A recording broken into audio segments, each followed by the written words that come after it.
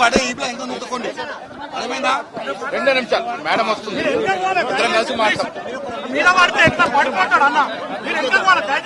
మళ్ళా రాంగ్ ఆమె ఉంటే ఇద్దరం కలిసి మాట్లాడితే బాగుంటది. 1 మినిట్ టర్న్ అయింది లోపలికి.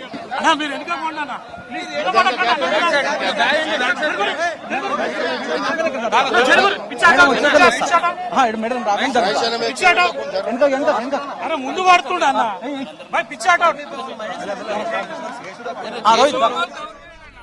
హైదరాబాద్ గాంధీ భవన్ దగ్గర పోలీసులు భారీగా మోహరించారు. పీసీసీ ఆధ్వర్యంలో బీజేపీ ఆఫీసుల ముట్టడికి పిలుపునిచ్చారు నేతలు. నేషనల్ హెరాల్డ్ కేసులో సోనియా, రాహుల్ గాంధీని బీజేపీ సర్కార్ వేధించిందని ఆరోపిస్తున్నారు నేతలు. కేంద్రం తీరును నిరసిస్తూ ఆందోళనకు పిలుపునిచ్చారు హస్తం లీడర్లు. ఇక ఖైరతాబాద్ డీసీసీ అధ్యక్షుడు మోతే రోహిత్ ఆధ్వర్యంలో బీజేపీ ఆఫీస్ ముట్టడికి వెళ్లనున్నారు కాంగ్రెస్ నేతలు, మహిళా లీడర్లు.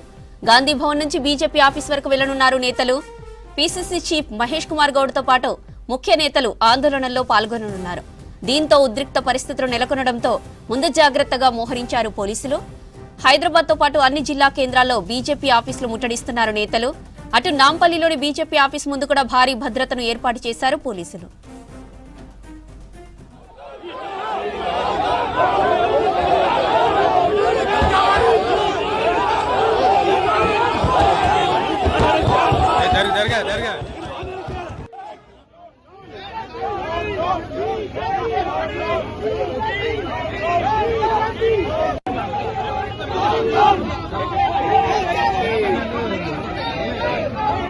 BJP BJP BJP Modi Modi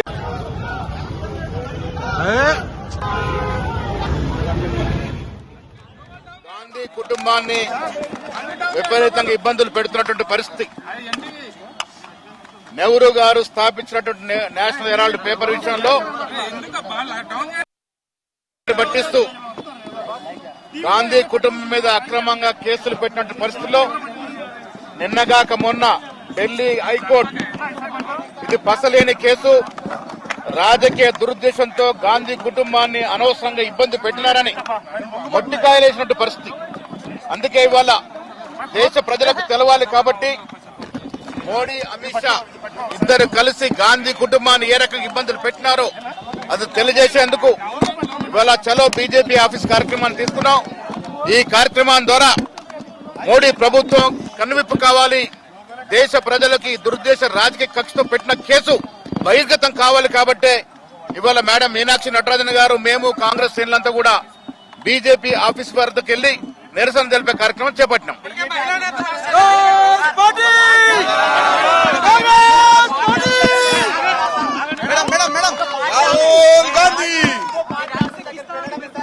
శాంతియుతంగా నిరసన తెలిపే కార్యక్రమం ఇది. మేము వెళ్లి ఆఫీస్ మీద ధ్వంసం చేయడమో దాడి చేయడం కాదు. అక్కడ వెళ్లి కూర్చుండి ఈ తప్పు చేశారు బీజేపీ ప్రభుత్వం, కేంద్ర ప్రభుత్వం తప్పు చేసి రాజీవ్ గాంధీ కుటుంబాన్ని, రాజీవ్ గాంధీ దేశం కోసం ప్రాణాలు అర్పించిన కుటుంబాన్ని ఇబ్బంది చేస్తూ గురి చేస్తున్నటువంటి పరిస్థితులు వివరించే ప్రయత్నం చేస్తాం. जिस तरह से नेशनल हेराल्ड का अखबार हमारा एक राष्ट्रीय स्वतंत्रता संग्राम का प्रतीक है और जवाहरलाल नेहरू जी ने इसकी शुरुआत की, आज जिस तरह से झूठे बेबुनियाद केस माननीय सोनिया जी, राहुल जी के ऊपर लगाए गए और सत्य की जीत हुई। माननीय भागवत जी अंडमान निकोबार में कहते हैं कि दुनिया केवल सत्ता को देखती है, लेकिन ये देश सत्यमेव जयते का देश है। जैसा राहुल जी ने अभी रैली में भी कहा था, सत्य की जीत न्यायालय से हुई और जिस तरह से झूठ और फरेब का राज भारतीय जनता पार्टी स्थापित करना चाहती है, इसलिए हम अहिंसात्मक तरीके से संवैधानिक दायरों में रहते हुए अपना विरोध प्रदर्शन वहां करने जा रहे हैं। हम ये कहने जा रहे हैं कि वो भी ये समझें कि ये देश सत्य को मानता है, सत्य की अंत में जीत होती है। सत्य थोड़ी देर के लिए परेशान हो सकता है, लेकिन सत्य कभी पराजित नहीं होता और इसके प्रतीक के रूप में हम लोग एक रैली के रूप में वहां जा रहे हैं। ये कोई विध्वंस करने का माहौल नहीं है, लेकिन अहिंसात्मक तरीके से अपने विरोध, अपने प्रतिरोध को स्थापित करने और मोदी और अमित शाह जी जिस तरह से पूरे देश में भय और आतंक का राज स्थापित करना चाहते हैं, उसके जवाब में स्वराज किस तरह से स्थापित हो और लड़ाई हो। जिस तरह से ये महात्मा गांधी का नाम हटाना चाहते हैं, सत्य के सिद्धांत को हटाना चाहते हैं, जो इस देश की बुनियाद है, इस संस्कृति की बुनियाद है, उसके खिलाफ हमारा विरोध है और हम इसलिए वहां जा रहे हैं। कांग्रेस पार्टी